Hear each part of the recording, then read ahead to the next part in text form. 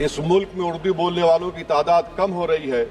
इसीलिए मैं हुकूमत से इस बात का मुतालबा करता हूँ कि अरबी और उर्दू तालीम के फ़रोग़ के लिए मुल्क के मुख्तलिफ रियासतों में अच्छे इंफ्रास्ट्रक्चर के साथ एक जामिया को क़ायम किया जाए। हैदराबाद में 1918 में दायरतुल मारिफ ने अरबी को भगवद गीता को संस्कृत में अरबी में तर्जुमा किया था कि नदी का मोड़, चश्मे शीरी का ज़ेरो बम, चादर शबे नुजूम की, शबनम का रुख्त नम, मोती की आबे गुल की महक, मोती की आबे गुल की महक, माह नौ का खम।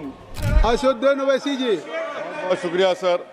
अरे मैं आपके जरिए से हुकूमत से इस बात का मुतालबा करता हूँ से अच्छा विषय उठाया, कि कौमी अरबी और उर्दू की जामिया मुल्क के मुख्तलिफ रियासतों में कायम किया जाए।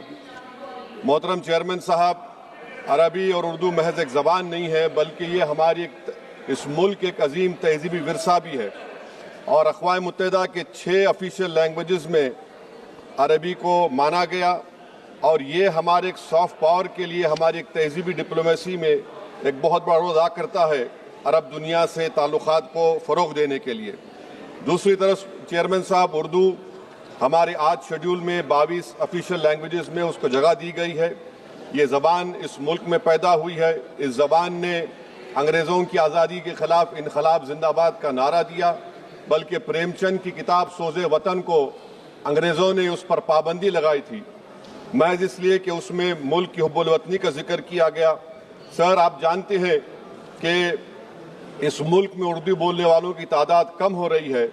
इसीलिए मैं हुकूमत से इस बात का मुतालबा करता हूँ कि अरबी और उर्दू तालीम के फ़रोग़ के लिए मुल्क के मुख्तलिफ रियासतों में अच्छे इंफ्रास्ट्रक्चर के साथ एक जामिया को क़ायम किया जाए।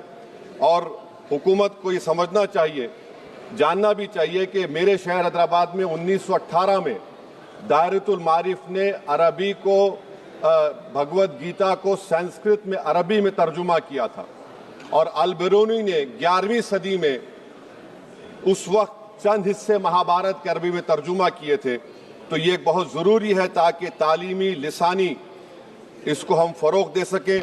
और सर, मैं अपनी बात को ख़त्म करता हूँ। आप उर्दू शायरी को जानते हैं कि जोश ने उर्दू के बारे में शेर कहा था कि नदी का मोड़, चश्मे शीरी का ज़ेरो बम, चादर शबे नुजूम की, शबनम का रुख्त नम, मोती की आबे गुल की महक, मोती की आबे गुल की महक, माह नौ का खम।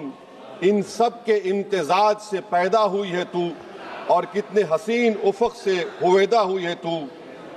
लम्हा मिला है कि नमक ख़ार हूँ तेरा, लम्हा मिला है लहजा मिला है कि नमक ख़ार हूँ तेरा, और सोहबत ज़बान में है कि बीमार हूँ तेरा।